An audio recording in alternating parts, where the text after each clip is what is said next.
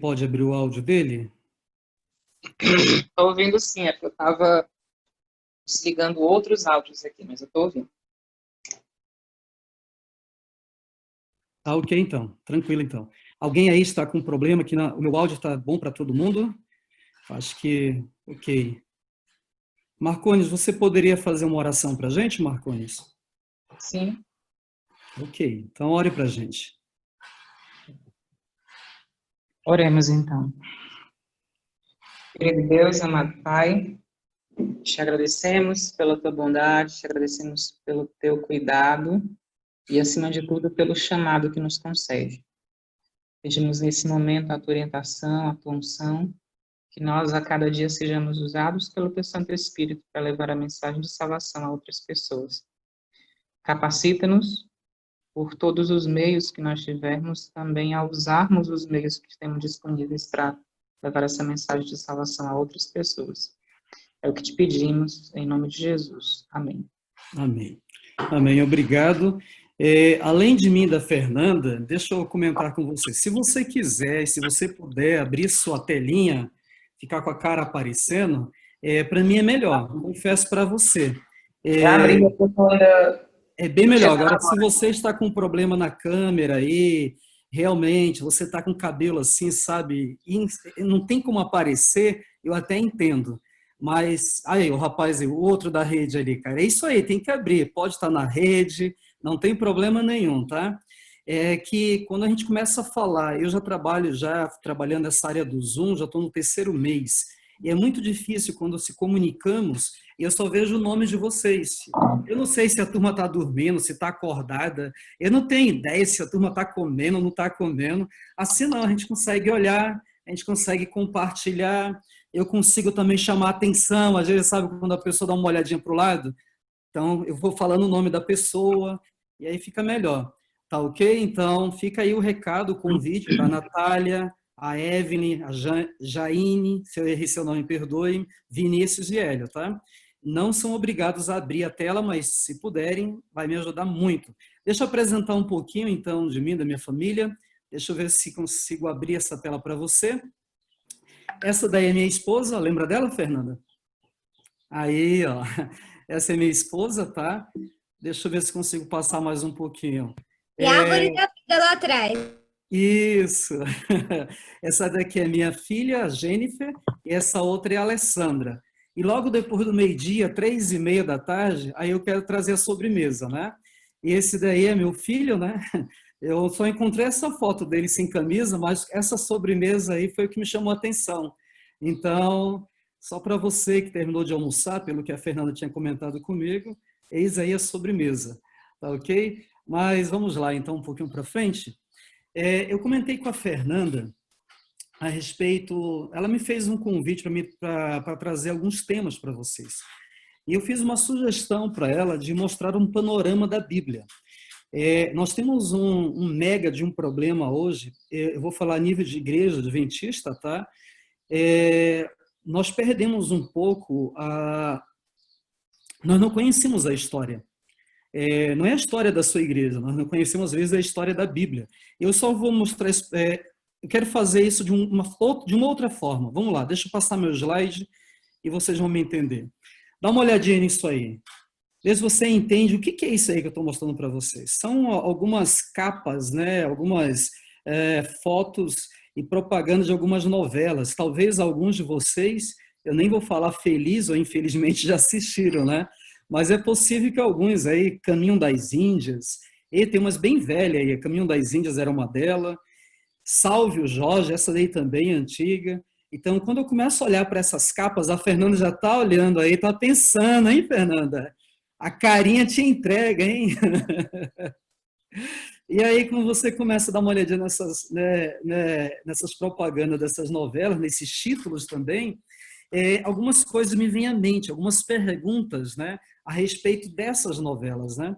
Deixa eu passar para qual é o segredo deles? Como é que eles conseguem ter uma audiência tão grande dentro desse horário das 8 horas, né, chamado novela das 8 ou das 9, né? E como é que eles conseguem prender a atenção das pessoas, né?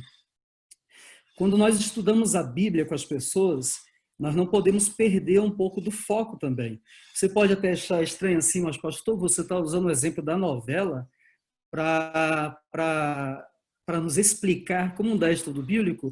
Na realidade, Satanás que foi esperto, porque ele pegou o que Deus já havia inventado e aplicou.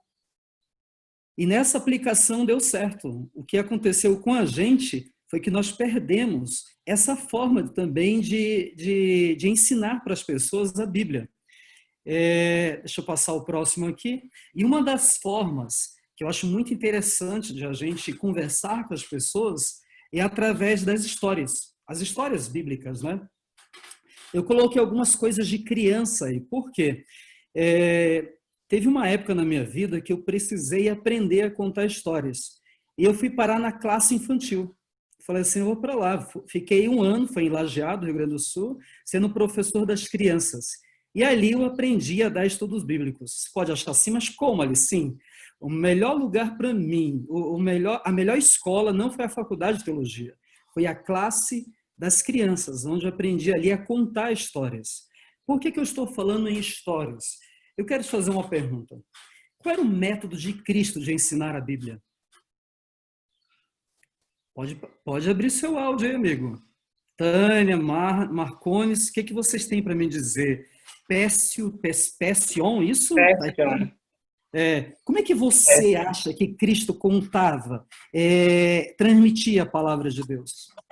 Jesus era um matemático muito bom, viu, pastor?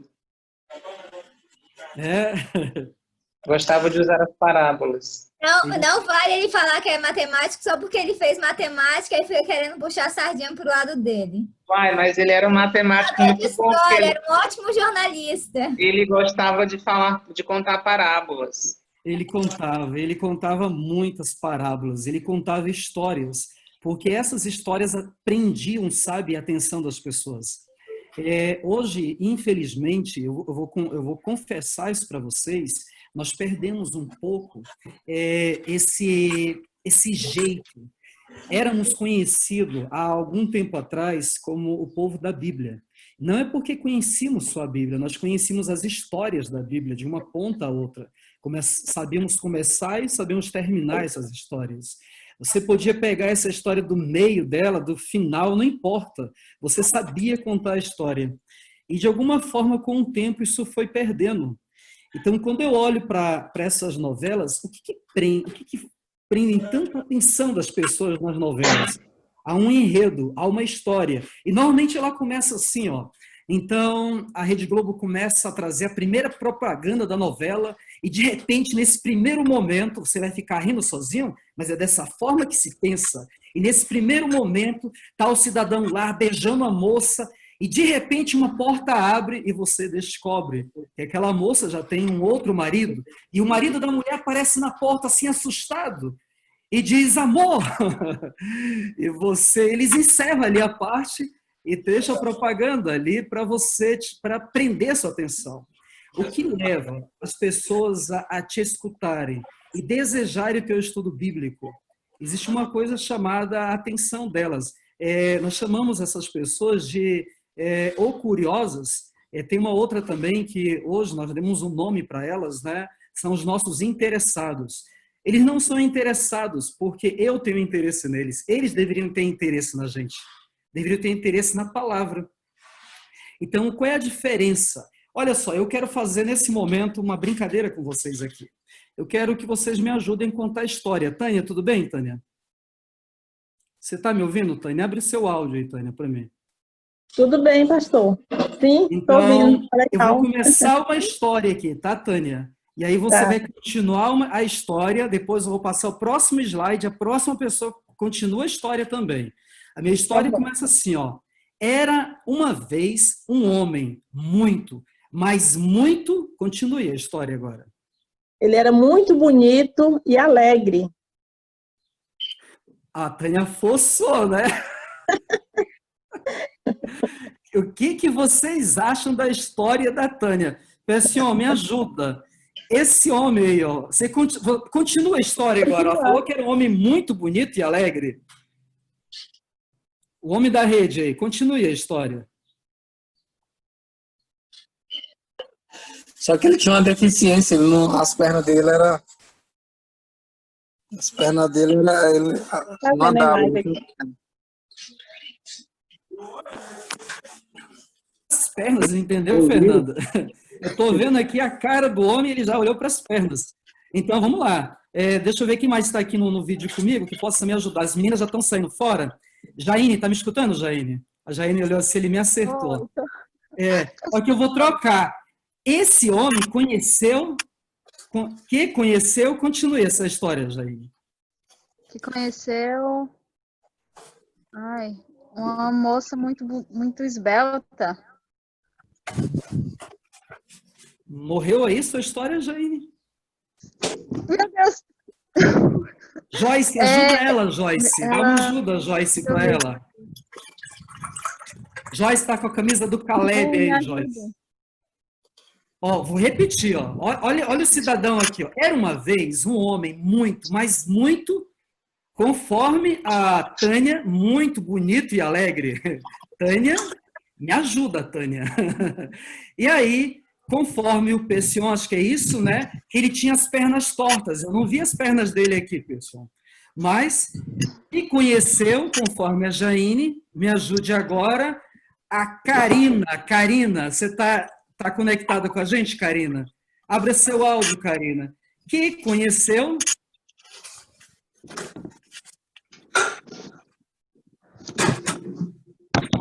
Karina, eu tô com você, Karina. Continue a história. Tem 3 pontinhos ali, Karina.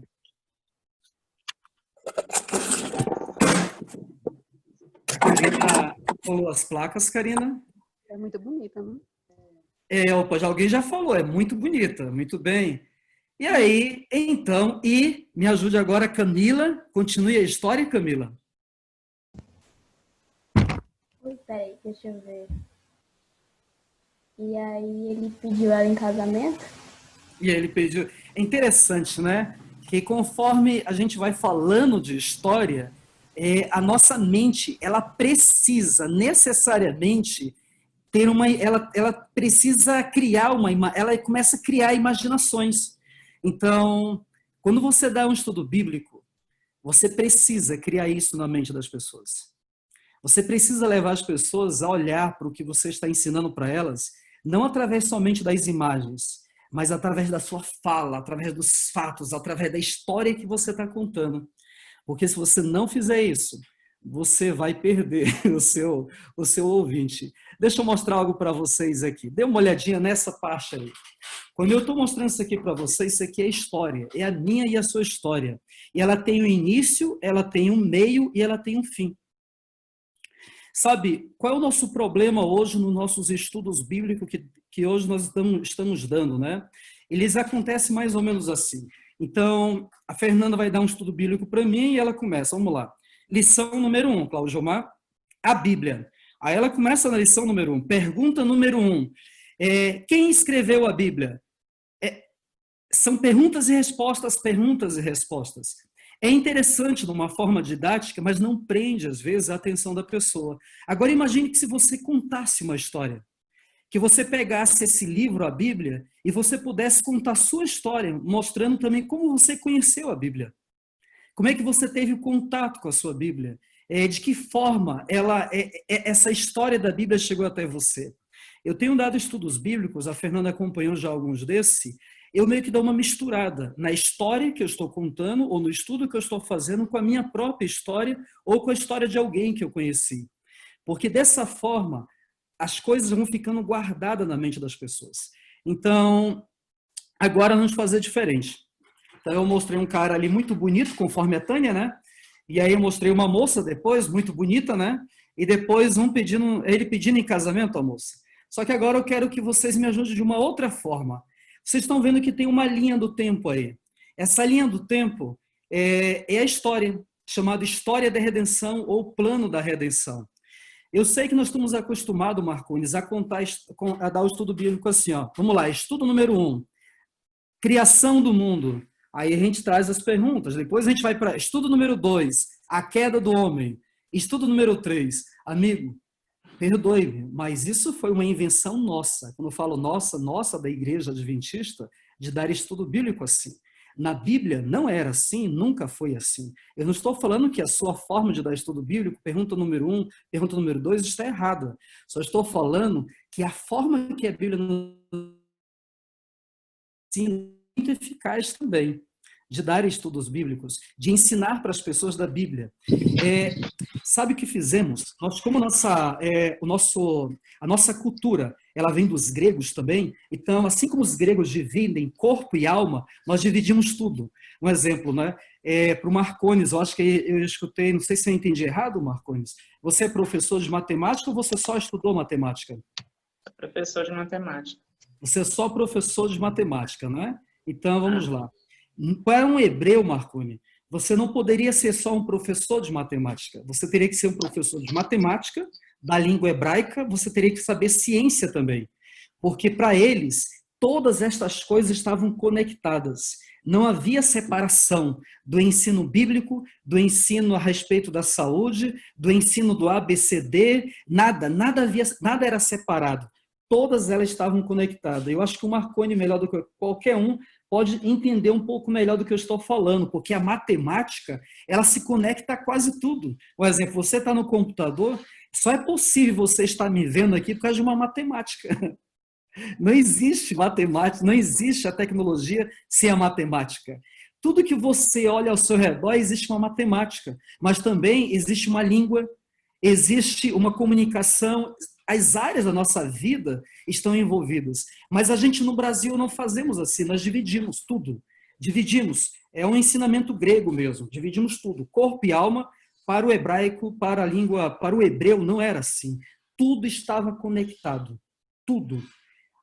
Então, quando você olha para isso que está na sua frente aí, essa imagem, a criação, a queda, a vinda, o ministério, a morte, ressurreição, como é que você conecta essas informações? Como é que você conta uma história através disso? Você consegue contar essa história para a gente? Então, eu vou começar novamente, só que agora não com o homenzinho feio. Com você que está olhando aí para mim mesmo, eu vou começar essa história para você. Era uma vez, eu vou falando o nome, não corre daí, eu já olhei quantas pessoas estão conectadas comigo, não fecha, se fechar, eu vou chamar você depois aí, tá bom? Não corre, fica quietinho, tá? E se você não souber continuar a história, fica tranquilo. Só diga assim, pastor, passa para outro, deixa eu aqui, eu respeito. Mas a história começou no céu, com um anjo muito lindo, gente. Ele era conhecido como anjo de luz. O próprio Deus havia criado esse anjo com as suas próprias mãos também. Diz a Bíblia que ele morava no Éden, o jardim de Deus no céu. E de todas as pedras, Deus colocou também na sua roupa. E no dia que ele foi criado, suas roupas foram preparadas. Até que aconteceu, Jaine, o quê? A Jaine estava me escutando, Jaine? Seu áudio está fechado, Jaine. Oi, repete. Não. Então, Travou um gente, pouco antes de você falar meu nome. tá bom então. Vamos lá, vou começar a história de novo, tá? Era uma vez um anjo. Tânia, tá de olho em mim, né, Essa Tânia? parte eu entendi. Era uma vez um anjo, Jaine, muito lindo, muito bonito. Esse anjo era conhecido como anjo de luz. E um dia, esse anjo tomou uma decisão. Ele, que havia sido criado por Deus, pelas mãos de Deus, e suas roupas haviam sido criadas no mesmo dia que ele foi criado, diz a Bíblia. Ele é conhecido como o rei de Tiro também na Bíblia. Houve um dia, Jaine, que ele tomou uma decisão, e essa decisão foi a favor ou contra Deus. Continue a história, Jaine.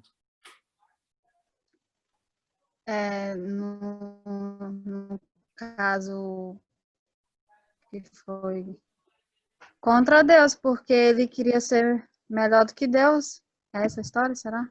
É essa história aí, continue. Ele queria ser melhor que Deus e... Meu Deus. Ele queria ser melhor que Deus e queria fazer tudo melhor que Deus. E Deus freou ele, falou, não, aqui quem manda sou eu. Você isso aí, aqui quem manda é quem, Jaine? Sou eu. Aqui quem manda sou eu. Agora, Cláudia, me ajuda, Cláudia. Deus. Cláudia, agora eu quero pedir para a Cláudia. Cláudia, abra seu áudio aí. Eu sei que você está a céu aberto. Você consegue me ouvir, Cláudia? Corre não, tá? Fica aí. Cláudia. E... Minha mãe, peraí que eu vou ajudar ela. Ah, mas tá vocês duas juntos. Como é que eu consegui acertar mãe e filha, hein? Então, pois é, né? E olha que a Fernanda não tá me passando nada aqui por aqui, não, hein, pelo WhatsApp. Cadê a Cláudia? Cláudia sumiu agora. Pois é. Pera, vou desativar meu áudio e ativar o dela. Ela não sabe mexer muito, pera. Tá bom, então. Vamos ver se a Cláudia consegue continuar essa história pra gente. Cláudia, me Oi. ajuda. Continue a história, Cláudia. Pois que é, essa onda aí seu foi filho quando parou. Deus falou, epa, quem manda aqui sou eu. Aí ele pegou o Lucifer, né, e jogou ele para cá. Ele veio com a legião com um monte de anjos, né, que foi tudo do mal, os anjos. Opa, muito obrigado, Cláudia. E eles foram expulsos Aí para a foi terra. do céu, né? Foram Ele estava expulsos querendo mandar do mais do que céu Deus. para a terra. A Camila já está Aí coçando ele o veio para a cabelo já terra e ali. aqui Já... ele veio para querer mandar, né? Tá Muito dominando bem. com os anjos dele, só que vai chegar um tempo que Deus vai falar para ele, epa, aqui não, aqui quem manda sou eu. Mais uma vez Deus vai falar para ele. Eu gostei, Cláudia, do teu epa aí. Epa, aqui não. Vocês percebem, estão percebendo? Deixa eu voltar aqui a minha tela com vocês. Vocês estão percebendo que, conforme a gente vai contando as histórias, cada um tem uma forma diferente de contar a sua história. Os autores da Bíblia, eles escreveram e cada um está contando a história também da sua forma. Mas a história da Bíblia, ela se entrelaça com a sua história e você precisa fazer isso. Eu acho muito legal, conforme assim, cada um tem sua forma. Eu nunca tinha escutado uma história da Bíblia com epa, aqui não, aqui você não fica. É muito legal como cada um de vocês pode transmitir a sua história.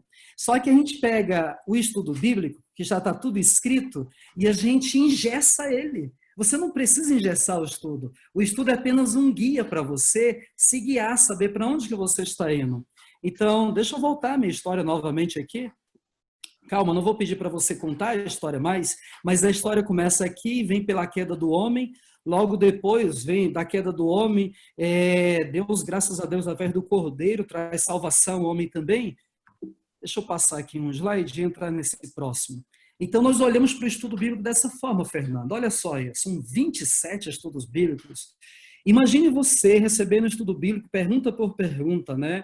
Estudo número 1, pergunta número 1, estudo número 2, estudo número 3, estudo número 4. Nós precisamos aprender a dialogar com essas pessoas. E deixa eu passar aqui um próximo, aqui. Eu queria chegar nessa parte. O estudo que eu quero hoje apresentar para você não é um estudo bíblico, mas só quero que você tenha uma visão também. Eu não sei se todos estão conseguindo enxergar o que essa tela que eu criei. Esse é o grande conflito, né? Ele começa no céu, tá?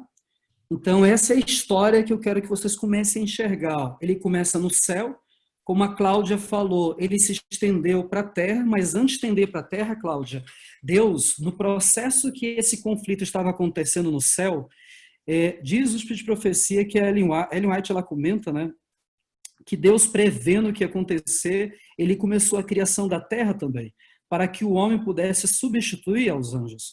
Então, você encontra a criação da terra, logo depois, na criação, quando Deus cria Adão e Eva, Satanás se levanta contra Deus, jogando a culpa em Deus, por isso que eu coloquei aqui Deus, culpado ou inocente. E logo depois desse assunto também, agora é Adão e Eva que ficam numa situação complicada, salvos ou perdidos, né? Se Deus é considerado seu pai, se Deus os criou, como é que Deus poderia matar seus próprios filhos?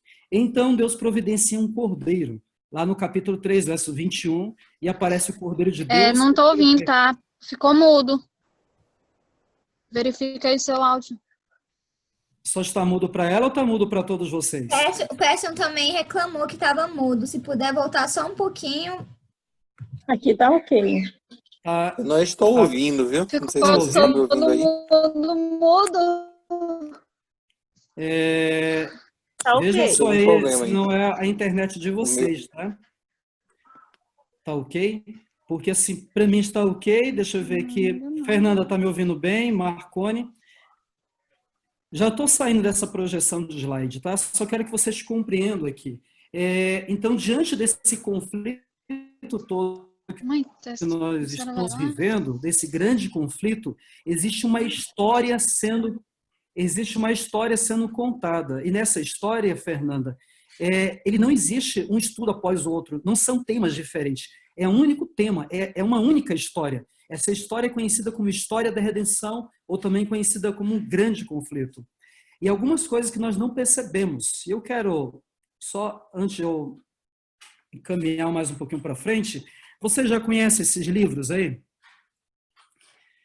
Vamos lá, quem conhece esses livros? Os Escolhidos, Os Ungidos, O Libertador, Os Embaixadores, Os Resgatados. Esses livros é uma nova série da Casa Publicadora Brasileira, conhecida também como a série O Grande Conflito, que é o mesmo livro ali, Patriarcas e Profetas, Profetas e Reis, Desejadas Nações, Atos dos Apóstolos e O Grande Conflito. Essa série de 5 livros, ela conta toda a história da redenção, do início ao fim dela. E algo muito interessante nessa história que eu quero trazer para vocês é o primeiro texto desse primeiro livro e o último texto do último livro. Deixa eu fechar aqui minha tela novamente. Eu vou repetir para vocês. O primeiro livro escrito por Ellen White dessa série O Grande Conflito se chama Patriarcas e Profetas. A primeira passagem, sério mesmo, gente, olha, escutem mesmo o que eu estou dizendo para vocês. São 5 livros, são mais de 5.000 páginas, de uma ponta a outra. É muita página. É a história toda sendo contada em 5 livros, trazendo desde o momento que Adão e Eva cometeram o pecado, do conflito no céu, até o restabelecimento de tudo. Quando Ellen White escreve o primeiro livro, que é Patriarcas e Profetas, eu vou abrir para você agora na tela, o primeiro texto dela. E depois eu quero mostrar para vocês o último texto do último livro da série que ela fala. E eu quero ver se você consegue descobrir qual é o tema do grande conflito. Ó, eu vou falar novamente. Marcone, está me ouvindo? Estou ouvindo. A primeira já até dei cola aqui, já, qual que é. Então vamos lá. Então, eu vou mostrar para vocês o primeiro trecho do primeiro livro dela e o último trecho do último livro. Existe um tema que está dentro do grande conflito. Vamos ver se, além do Marcone, outras pessoas conseguem já descobrir aí. Só um pouquinho. Veja só, esse livro aqui, ó, esse trecho aqui é o do primeiro, tá? Deus é amor. Olha como é que ela começa, vou repetir. Deus é amor. 1 João 4,8. Essa é a minha cachorrinha, tá, rosnando? Vai lá, Sandra, me ajuda aí. Sua natureza, sua lei são amor. Assim sempre foi, assim sempre será. O alto e sublime que habita na eternidade, cujos caminhos são eternos, não muda. Estão me vendo? Eu nem sei se você consegue me ver, não muda. Nele não há mudança, nem sombra de variação. Vamos lá. Esse é o primeiro, a primeira parte do primeiro livro dela chamado Patriarcas e Profetas. E ela começa dizendo que Deus é amor. Agora vamos para o último livro dela, O Grande Conflito dessa série.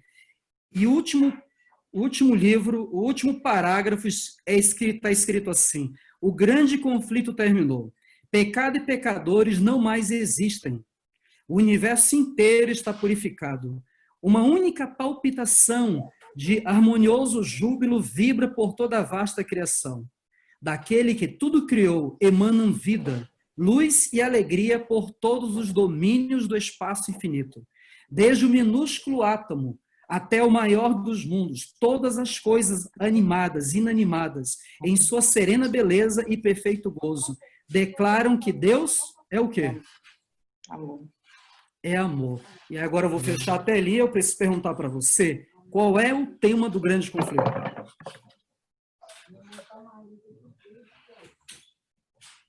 Fernanda não pode abrir o áudio e falar. Não, Vinícius, é que eu ia dedurar o Vinícius, que ele abriu o áudio, daí eu falei, Agora vai falar, Vinícius? Vamos lá, gente? Quem que pode me ajudar? Qual é o tema do grande conflito? Que Deus é amor? Lucy, Lucy, é isso, Lucy? Isso. Lucy, você está me fazendo uma pergunta de novo ou uma afirmação? Uma afirmação, Você que Deus pergunta é assim, que amor. Deus é amor? Ela Uma começa pergunta ou uma dizendo que ele é afirmação? amor, termina dizendo que ele é amor. Alguém concorda com a Lúcia ou alguém tem uma outra opinião? Karina, quer me ajudar, Karina? Você pode abrir seu áudio também. Quem mais gostaria de participar? Camila também pode participar, Michele Gomes, Natália, Hélio. Qual é o tema do grande conflito? O tema do grande conflito é, como a Lucy falou aí, de que Deus é amor, na verdade, tem ainda uma outra coisa por trás, que é o caráter de Deus. Quando aquele anjo rebelde lá no céu se rebelou contra Deus, ele se rebelava não apenas contra as leis, mas contra o caráter de um Deus que ele dizia ser tirano e muito mandão, né? Muito autoritário. Então, ele coloca em xeque, em dúvida, o caráter de Deus. E durante todo o grande conflito, Deus está mostrando para o universo qual é o caráter dele, que é Olha o que o amor. Marconi falou para a gente aí. O Marconi, ele separou, ele disse assim, a Lucy falou o amor, né? Não é o amor de Deus, é o Marconi. Falou que além do amor é o caráter de Deus. Que parte do caráter de Deus que está envolvido nesse conflito? Eu vou mostrar de novo para vocês, porque o caráter é todo o caráter de Deus. Então, eu vou pedir para alguém abrir para a gente a sua Bíblia em 1 João, capítulo 4, verso 8. Que parte do caráter de Deus que está envolvido no grande conflito? Você está com a sua Bíblia aí? 1 João 4, 8.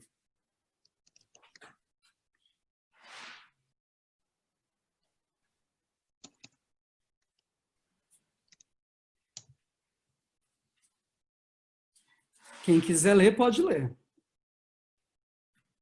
Aquele que não ama não conhece a Deus, pois Deus é amor. Entenda, quando você fala do caráter de Deus, eu não consigo separar o caráter de Deus do seu amor, porque o caráter de Deus é o seu amor. O caráter de Deus tem a ver com o seu amor. Em essência, a Bíblia fala que Deus é amor. E todo o restante do seu caráter, sua bondade, sua misericórdia envolve o seu amor. A decisão de Ele me salvar tem a ver com o seu amor.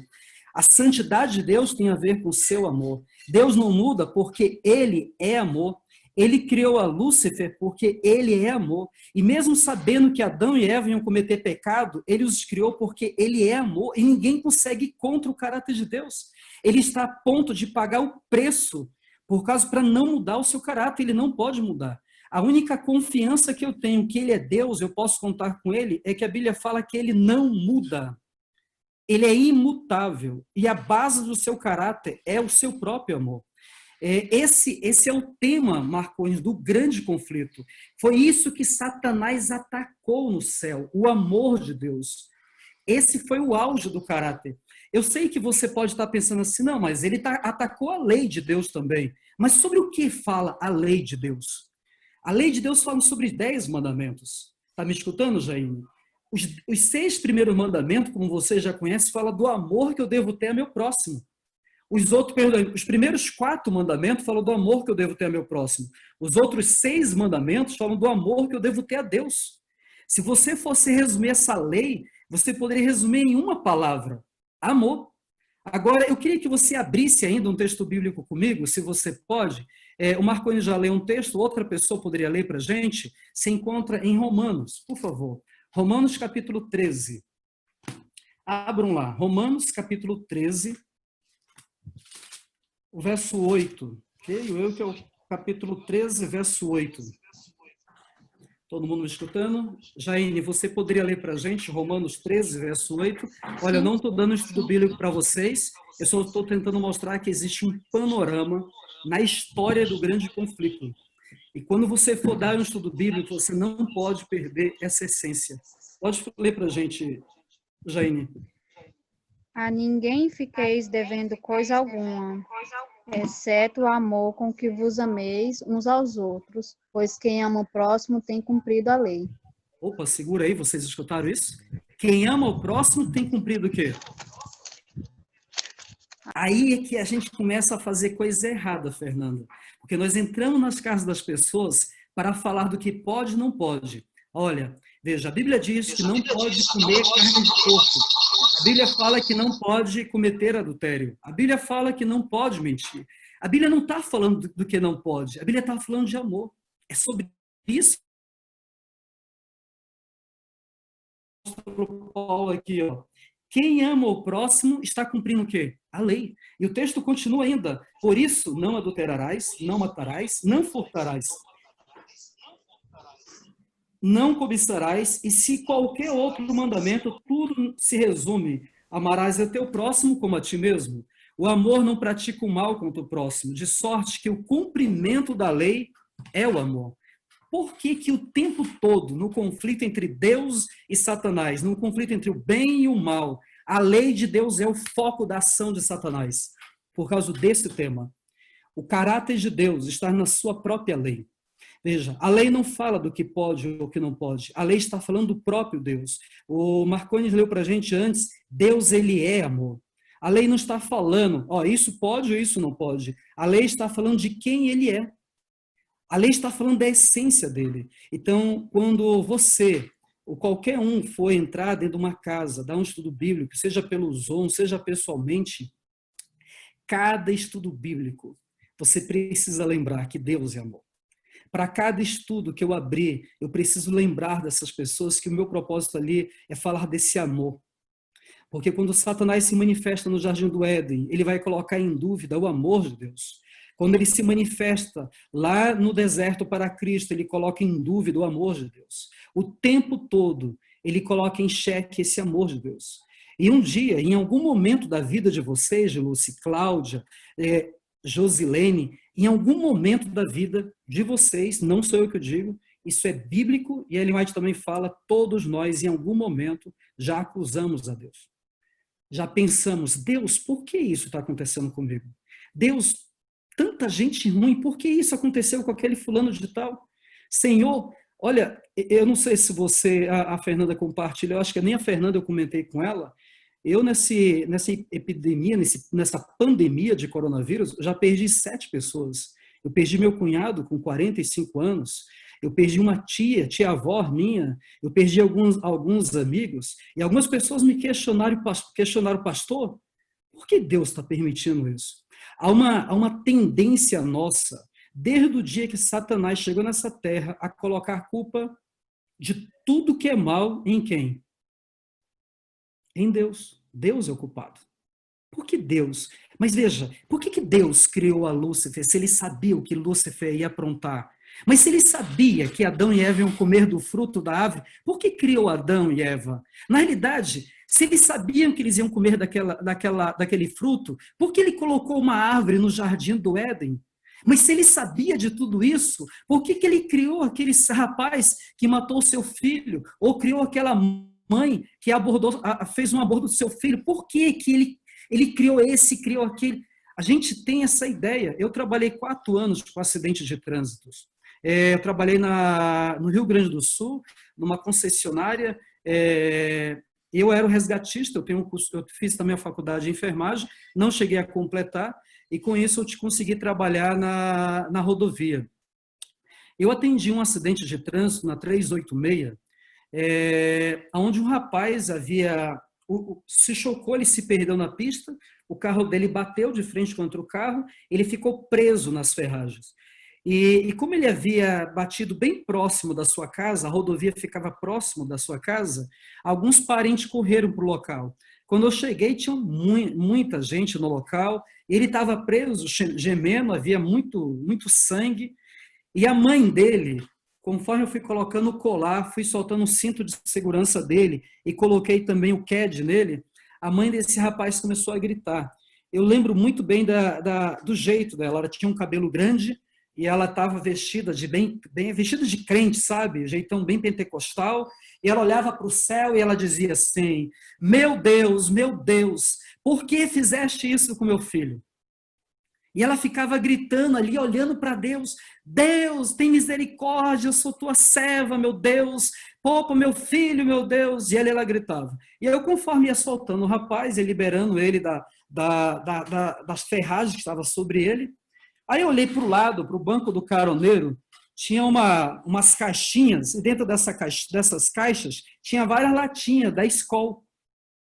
Eu olhei para aquela mãe e chamei aqui: vem cá, mãe, olha aqui para o lado aqui. Na hora que ela olhou, eu falei assim: você tinha que falar o contrário. Skol, Skol, por que fizeste isso com meu filho? Deus não tem nada a ver com isso.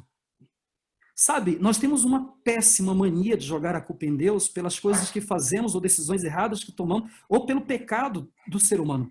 Então, eu estou trazendo um panorama para vocês aqui. E nesse panorama dos estudos que vocês vão dar, existe algo que, conforme o Marcones comentou com a gente, é crucial e você não pode esquecer. O caráter de Deus foi ofendido no céu. Satanás só não foi morto nos céus. Deus só não acabou com Satanás, com Lúcifer no céu, não é porque Deus o amava. Era porque o que Satanás havia falado contra o seu caráter, contra o caráter de Deus, o seu amor, a sua lei, se Deus fizesse algo contra ele, amigo, lamento informar, Deus teria perdido todo o seu governo. Então, por isso que Deus não pôde fazer nada com Lúcifer naquele exato momento. O tempo precisou mostrar o caráter de Lúcifer. Agora veja, vai ter um estudo bíblico que vocês vão dar para as pessoas. O nome desse estudo é Milênio. E eu não sei se você já deu algum estudo bíblico, vai ser a primeira vez. Quando você chegar no milênio, esse assunto volta à tona. Por que Deus separou um período de 1000 anos para que as pessoas subissem ao céu e lá ficassem? Todos nós falamos assim: é para julgar o mundo. Tem certeza que é para julgar o mundo? Será que o propósito de Deus levar o povo é só para julgar o mundo? O que estava em xeque desde o início da história? O caráter de Deus. Deus está levando as pessoas para o céu, quando você estudar o milênio, não esqueça disso. Tem a ver com o seu caráter novamente, para que comprovem que Ele é amor. Então, nesse panorama, Fernanda, que eu queria dar para eles, e que eu acho que é o fundo de todo o estudo, é o principal, é o meio e é o fim, o caráter de Deus está em jogo, amigo. Então, Deus não pediu para que você defendesse o seu caráter, não é esse o propósito do estudo bíblico. Como acho que é o pastor, eu não lembro agora, a Fernanda mandou um vídeo de um pastor, eu não lembro o nome do pastor, Fernanda, que você mandou para mim, mas ele fala que a Bíblia não foi escrita para provar que Deus existe. A Bíblia não foi escrita com esse propósito. A Bíblia foi escrita porque Deus existe. O propósito dela não é provar que Deus existe. Ela, quando começa, já disse que Deus existe. Então, e ela não tem como propósito defender o caráter de Deus. Ela tem como propósito mostrar quem Ele é para todo o universo. Quem Ele é. E Cristo, quando veio a essa terra, Ele veio para revelar quem é esse Deus. Um dos seus discípulos, conversando com ele, pergunta assim: mostra-nos o Pai. E Jesus diz para ele assim: eu estou há tanto tempo convosco que não me conhece ainda? Quem vê o Pai vê a mim, ou melhor, quem me vê o Pai. Então, essa palestra que eu pedi para a Fernanda para me trazer para vocês, ela envolvia esse tema. Deus é amor, amigo, não esqueça disso. Esse é o fundo de todo o seu estudo, esse é o tema de todo o seu estudo. E você precisa colocar, entrelaçar nesse seu estudo a sua história também, a sua história de vida. Porque se você contar a história de Adão e Eva e você não se envolver nessa história, o seu estudo fica em vão. Se você contar a história da cruz e ela não estiver conectada com a sua história, fica estranha. Você precisa conectar a sua história com todas essas outras histórias que você vai contar. Tá bom? Então, essa era a mensagem que eu gostaria de compartilhar com vocês. Eu ia abrir vários momentos de pergunta, mas por motivo já do nosso tempo, Fernanda, o horário que nós começamos, eu preferi tocar direto, tá? Eu não sei se alguém aqui tem alguma coisa para colaborar, para compartilhar com os outros aqui, ou alguma coisa até para me perguntar, também fique à vontade, tá? Outra coisa, se alguém tiver alguma pergunta e ficar com vergonha de colocar aqui, pode mandar no chat também que eu vou expondo aqui para o pessoal, tá bom? Alguma coisa? Ou podemos... Acho que foi bastante importante o tema, gostei bastante. da visão, a gente pode... Já tive até algumas ideias aqui de como falar com os estudantes, né? Obrigado. Ok, obrigado aí, Pessião, pela sua participação. Marconi também está levantando o dedinho. Marconi, pode falar, Marconi? A minha é uma pergunta mesmo, uma pergunta bem perguntada, e é uma pergunta que para mim é muito difícil, viu, pastor? E aí eu vou perguntar mais sobre sua concepção pessoal, que é como se aproximar de pessoas e oferecer estudos para pessoas que, quando a gente fala em Bíblia, em religião, como sendo história da carochinha. Como alcançar essas pessoas? Marconi, não era o propósito da minha palestra, mas já que você abriu, eu vou te responder, tá bom? Eu tinha colocado, inclusive, esse tema para hoje, só que eu preferi separar e não trazer. Como levantar interessados, é o título dessa palestra que eu tinha separado também. Nós cometemos... eu quero que vocês olhem para o que Cristo fazia. Como é que ele levantava interessados? Eu sei que você perguntou de algo pessoal para mim, mas eu tenho que usar a Bíblia, eu não consigo fugir dela. Como é que Cristo fazia? Ele se aproximava... vocês conhecem esse texto, é um texto de Ellen White, ela fala... eu vou usar o termo técnica, tá? O método de Cristo, a técnica de Cristo, né? Ela diz que ele se aproximava das pessoas procurando saber o que elas precisavam dele, o bem que ele poderia servir, de que forma ele poderia servi-los também.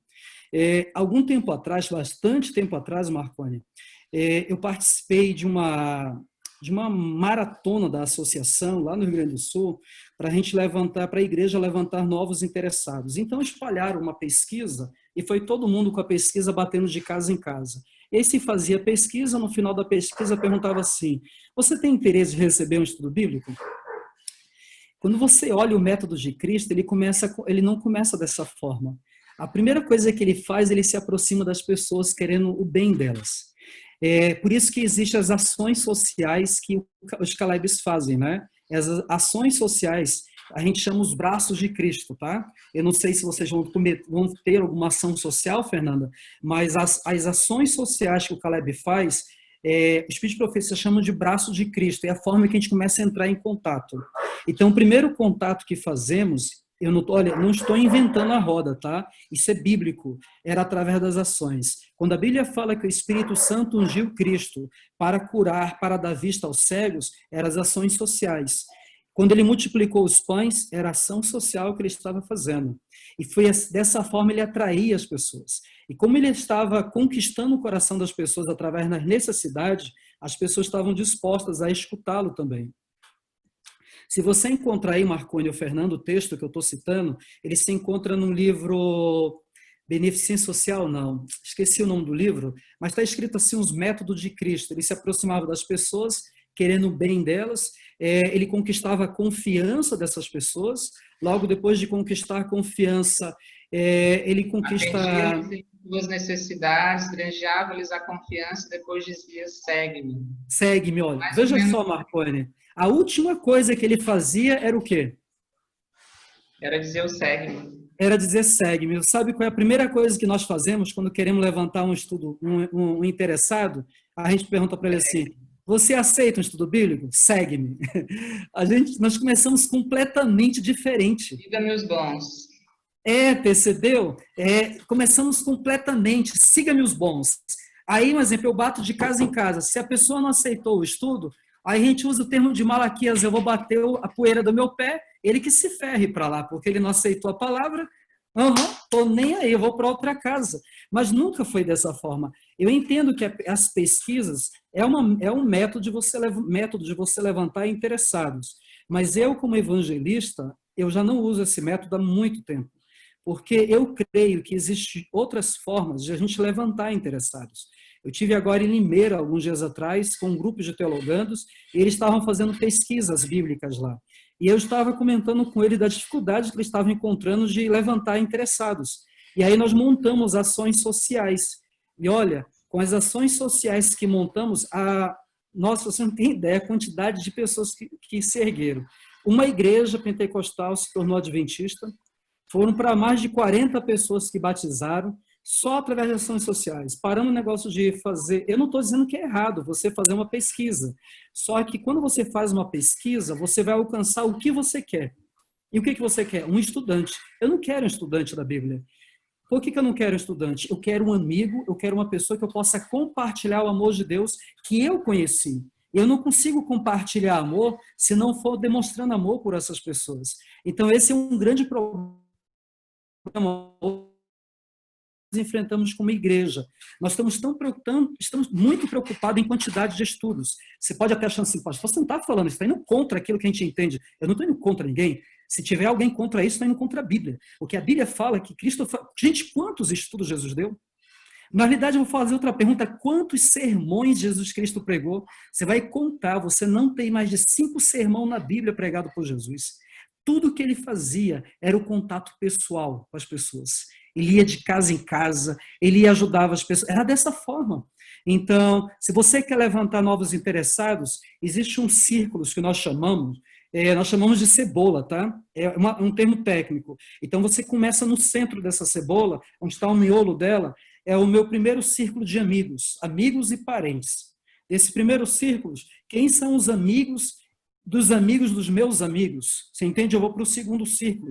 Sempre eu começo com as pessoas que confiam em mim. No caso de vocês que vão trabalhar com o projeto Caleb, às vezes vamos para uma outra área, um outro local e acabamos... Nesse caso não, pastor. Nesse caso a gente está fazendo online. Então a gente realmente está usando esse método da cebola mesmo, porque como Então vocês comecem com os amigos.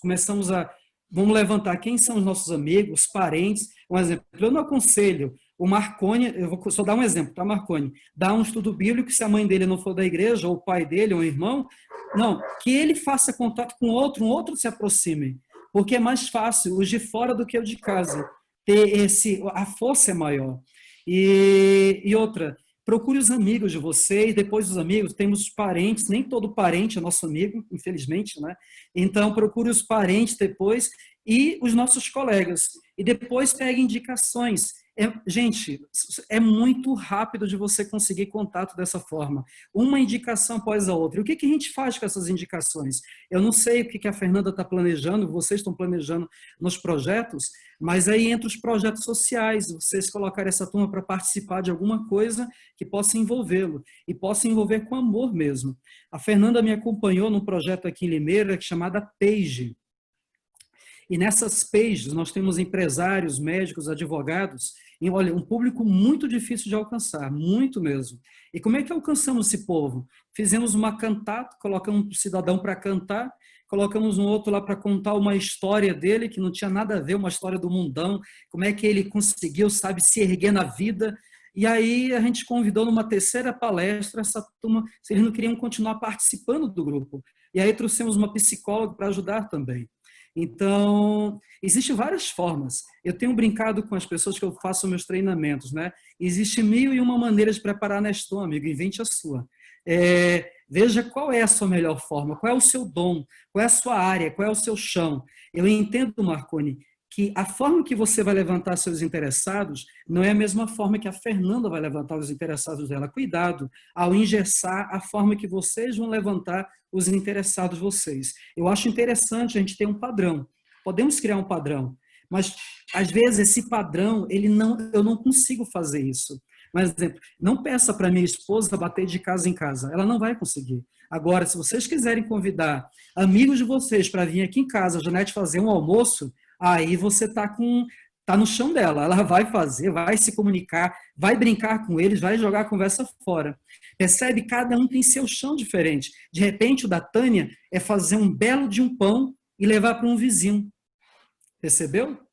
São ideias que eu estou dando para você. O Marconi, que é matemático aí, que fez matemática, fez a faculdade de matemática, por que não abriu uma classe nesse período de alunos que estão com dificuldade em matemática? Então, eu não sei qual a sua área, mas veja, você pode falar assim, pastor, mas eu não sei fazer nada. Ah, amigo, você sabe fazer alguma coisa, porque no dia que você foi batizado e o pastor levantou a mão sobre sua cabeça, dons foram derramados sobre você. Além dos dons que você já tinha quando nasceu, tem dons que Deus te deu. Talvez você não tenha encontrado ele, mas você tem dom. Marconi, só para terminar a sua pergunta, eu tenho, sobre como levantar estudo bíblico, eu há muito tempo, já faz muito tempo, Marconi, que eu não ofereço mais estudo bíblico para ninguém. Você pode achar estranho, eu não ofereço. Eu simplesmente, eu começo o estudo. Vou repetir, eu não ofereço, eu começo o estudo. Eu vou na casa de uma pessoa, se você me convidou para ir na casa de alguém, ou você é interessado, eu estou vivendo uma experiência agora, tá, Marconi? Tem uma senhora que ela está com coronavírus e uma amiga dela, que é estudante minha, pediu se posso orar por ela. Eu não só posso orar por ela, me faz um favor, grava meu áudio e manda para ela. E ela mandou. Aí que agora que eu fiz? Eu pedi, agora você faz um outro favor, diz para ela que eu vou ligar para ela para fazer uma oração pessoal. Eu vou fazer uma oração pessoal. Só antes da oração pessoal, eu vou contar uma história para ela. Eu vou levar de 4, 3, no máximo 5 minutos para contar essa história para ela. Qual é a história? Por que do coronavírus? Será que Deus é o culpado de tudo isso? Sabe que história eu vou contar para ela? A origem do mal no céu. Eu vou levar de 3 minutos a 5 minutos. Não vou pegar a Bíblia, porque eu não quero assustar ela com uma Bíblia na mão e nem vou tomar muito tempo. Simplesmente eu vou perguntar. Essa é a primeira pergunta. O nome dela é Márcia. Márcia, você sabe por que você está passando por isso? Por que você perdeu um filho? Você tem ideia quem é o culpado de tudo isso? Essa é a primeira pergunta que eu vou fazer para ela. E eu tenho de 3 a 5 minutos para manter a atenção dela e terminar o estudo com um monte de interrogação. E eu não respondo as coisas. A Fernanda sabe disso. Eu só deixo os pontos de interrogação e a pessoa sem entender. E agora? Você fez um monte de pergunta e não respondeu nada. Essa é a forma. Quanto mais pergunta você fizer, eu sei que é legal a pessoa fazer pergunta para você, mas faça pergunta para eles. E vai ajudar muito. Ok, Marconi? Alguém mais tem uma pergunta? Tem 7 coisas aqui no bate-papo aqui. Deixa eu ver se alguma pergunta. Me ajude aí, Fernanda. É só comentário ou são perguntas? Tem uma pergunta aí.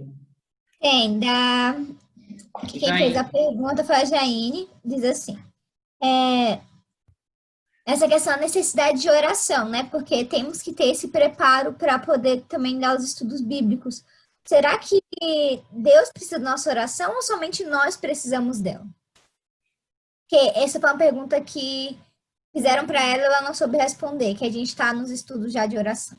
Ah, entendi. Na realidade, vai ser estranho que eu vou responder, tá? Você pode discordar de mim, fique tranquilo. Eu creio que ambos precisem um do outro. Porque como nós vivemos um relacionamento entre Deus e o homem, no relacionamento entre Deus e o homem não existe só eu preciso falar com Deus. Deus também precisa falar comigo. E a forma que ele fala comigo é através da oração. Então, eu vou repetir a pergunta dela. Deus precisa da nossa oração? Se ele tem necessidade, olha, o negócio é tão íntimo, Jaine, que ele decidiu dar a vida do filho dele para morrer por nós. E o sofrimento de Deus é tão grande por não poder conversar com a gente mais, face a face, diretamente.